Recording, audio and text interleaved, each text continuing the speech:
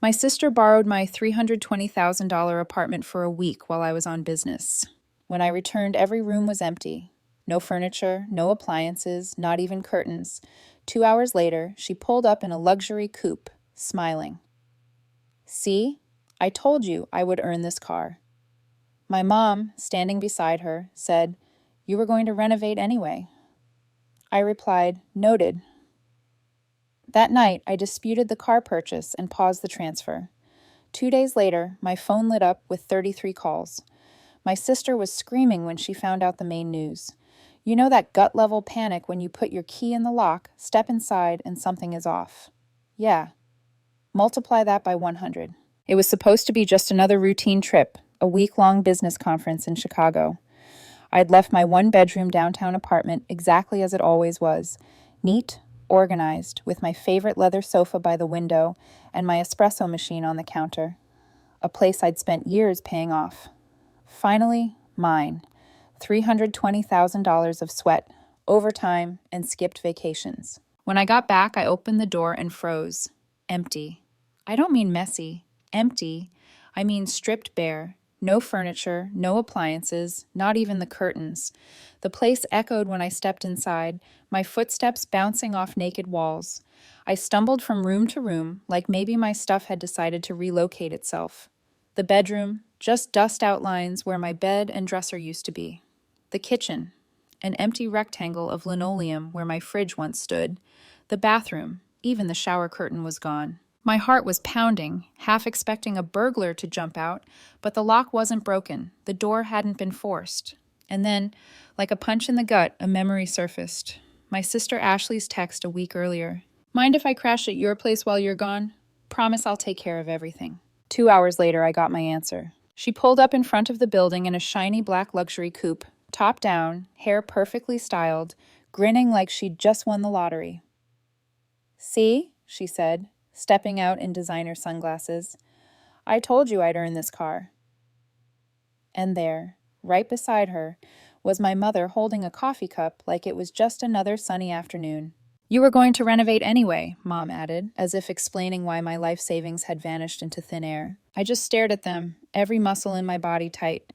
"Noted," I said finally. That night, I sat in the dark with my laptop open, found the dealership transaction, and disputed it. Paused the transfer. 2 days later, my phone lit up with 33 missed calls. Ashley's voice came screaming through the voicemail when she found out the main news. Ashley has always been that sibling, the one who somehow makes impulsive, reckless choices look like bravery to our parents. If I saved up for years to buy something, she'd get it in a month because life is short. You can't take money with you. If I worked overtime to pay off a loan, she'd rack up credit card debt on spa weekends and new handbags. And Mom would call it treating herself. I'm the older one by 3 years. And for as long as I can remember, I've been the responsible child. Translation: I pay my bills on time. I don't blow rent money at casinos. And when Mom calls saying the washing machine broke, I'm the one she expects to fix it and cover the cost. Ashley, she's had more career changes than I've had vacations. Yoga instructor, social media manager, wellness retreat organizer, and her latest something about flipping luxury goods for profit, which as far as I could tell meant buying designer items on credit and trying to resell them for more than she paid. Spoiler, she was terrible at it. The favoritism wasn't even subtle. If I bought myself something nice, Mom would raise an eyebrow and say, "Hope you didn't overextend yourself." When Ashley showed up in a new $2,000 coat, Mom's reaction was, "She deserves it. She works so hard." Except she didn't. Not really. Over the years, I lost count of how many loans I'd given her. It always started the same, a tearful phone call, a promise it was temporary, and an emotional hook about how family is supposed to help family. The money was never paid back. 2 years ago, I made the biggest mistake of my life. I co-signed a lease for her boutique, a tiny, overpriced space in a high-traffic area she swore would become a hotspot. She stopped paying rent after 4 months. Guess who covered the remaining 8? Me. Because the landlord came after the name that actually had a credit score. After that disaster, I swore I'd never mix her problems with my finances again. But in this family, boundaries are treated like speed bumps, something to roll over without slowing down. And then the apartment, my apartment. It wasn't just a place to live, it was proof that years of working overtime, skipping trips, and putting away every extra dollar had meant something. I didn't grow up with money. I grew up in a 2-bedroom rental where the ceiling leaked every winter. So owning a $320,000 place downtown felt like winning a war no one thought I'd survive. Ashley knew exactly how much it meant to me. She'd been there on moving day, sipping champagne in the kitchen, saying, "Wow, it's like a real adult lives here." That was her way of complimenting me. So when she texted me before my business trip asking to borrow the place for a week, I almost said no. But she hit me with, "It's just for a few days. I'll water your plants, keep it spotless. I could use a quiet space to think." Thinking in Ashley speak meant scrolling Instagram and planning her next ill-fated hustle. But I caved. Maybe because part of me still wanted to believe she could be trusted. Big mistake. From what I pieced together later, she'd started plotting before I even left town. She had a friend who worked in some shady luxury consignment circle, the kind where merchandise changes hands fast. No receipts, no questions asked. In that world, furniture wasn't just furniture. It was high-value assets. The moment my suitcase rolled into O'Hare, Ashley was on the phone to her crew. My leather sofa sold within 48 hours. My custom oak dining table, gone. Even my mid-tier appliances were apparently worth something on the resale market if you moved them fast enough. And she didn't stop there. Clothes, electronics, the framed art I'd collected over the years, stripped and vanished. She even took the coffee maker I used every morning. The coffee maker. What really twisted the knife was learning how proud she was of it. That luxury coupe she pulled up in, bought with the proceeds of my belongings. And Mom, instead of being horrified, acted like Ashley had just landed a dream job. "You were going to renovate anyway," Mom had said, standing there in broad daylight as if she was making a reasonable point. Renovate? Sure. In my mind, that meant new paint and maybe a different backsplash, not replacing everything because my sister turned my home into her personal liquidation sale. Over the next 48 hours, I went from disbelief to anger to a cold, surgical kind of focus. I combed through bank records, traced the dealership payment, and froze the transfer before it cleared. I also found a series of Venmo and PayPal transactions from Ashley's account to a handful of names I didn't recognize. The same names that started popping up in Facebook Marketplace listings for items that looked eerily familiar. When I confronted Mom, she didn't even flinch.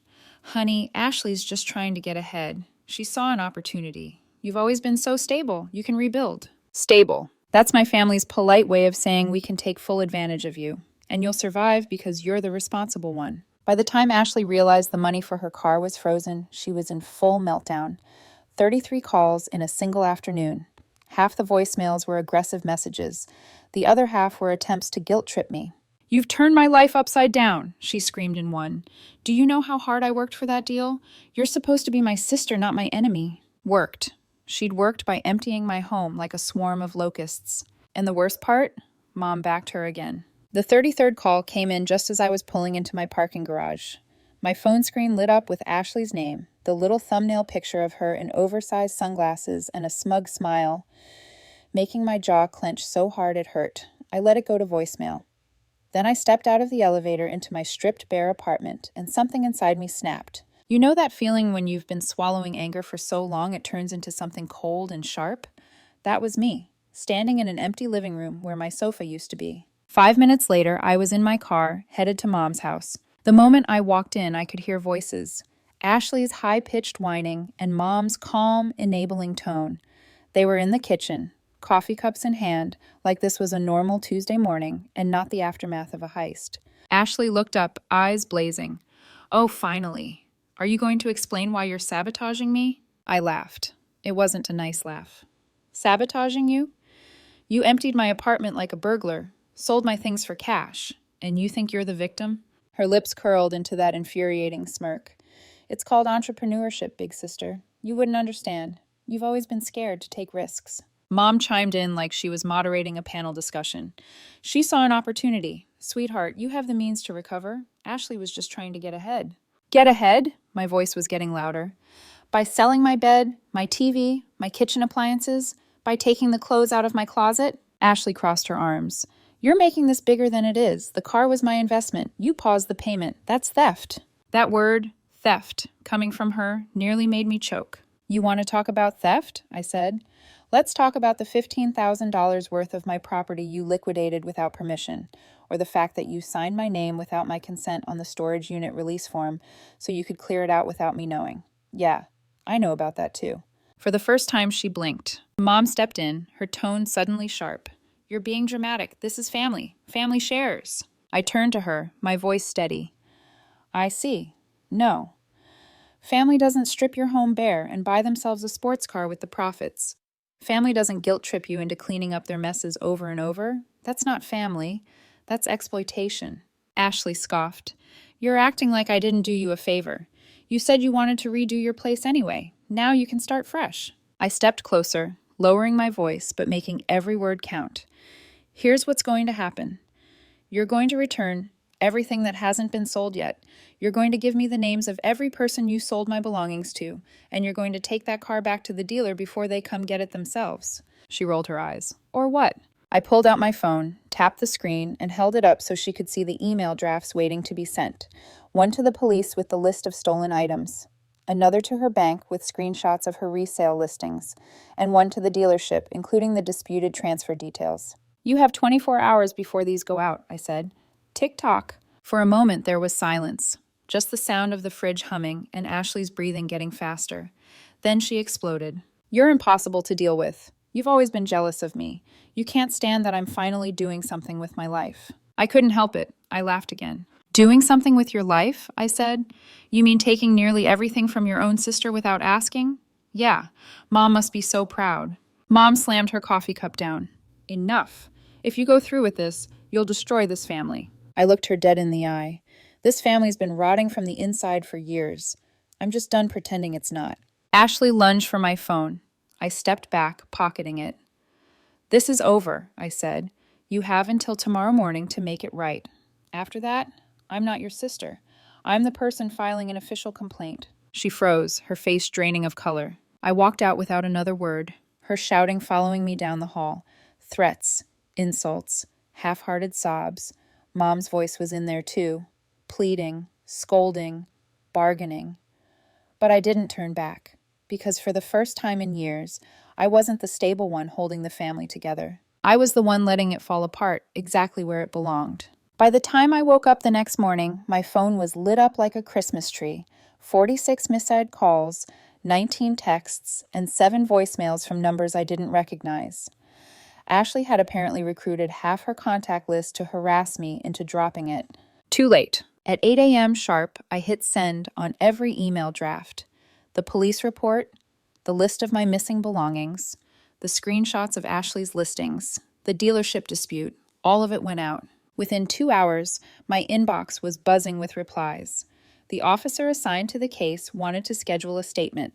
The dealership thanked me for bringing a disputed transaction to their attention and confirmed the car was already flagged for repossession. At 10:17 a.m., I got a text from a mutual friend. Dude, your sister's car just got towed from outside your mom's place. She's losing her mind. I almost felt bad picturing her in that bathrobe she always wore in the mornings. Hair a mess, screaming at a pickup driver who couldn't care less about her tantrum. Almost. By noon, Mom called. Not to apologize, not to ask how I was holding up. Number. She opened with, Do you realize what you've done? Ashley is embarrassed. Everyone's talking. Good, I said flatly. Maybe she'll think twice before she strips someone's home bare again. You've turned your own sister into a criminal in the eyes of the law, she shot back. No, I corrected her. Ashley turned herself into a criminal. I just stopped covering for her. Mom went quiet, but I could hear her breathing hard into the phone, the kind of angry silence where you know the person is still searching for a way to guilt you. Don't expect me to take sides in this, she finally said. You already did, I replied, and hung up. By late afternoon, the fallout was spreading. The shady resellers Ashley had funneled my belongings through were suddenly very eager to cooperate once they learned the police were involved. 2 of them messaged me offering to return items in exchange for me not naming them in the investigation. I made a list of what was coming back. My espresso machine, the oak dining table, half my clothes, and unbelievably, the shower curtain. That night, I got a knock at my door. It was my cousin Leah, whom I hadn't seen in months. She came in, looked around at the bare walls, and shook her head. I heard what happened, she said. I wish I could say I'm surprised, but it's Ashley. She's been bragging for weeks about some big score she was working on. Everyone knew she was talking about you. The anger I thought had cooled started burning again. She was bragging? Oh, yeah, Leah said, sitting down on the one chair I still had.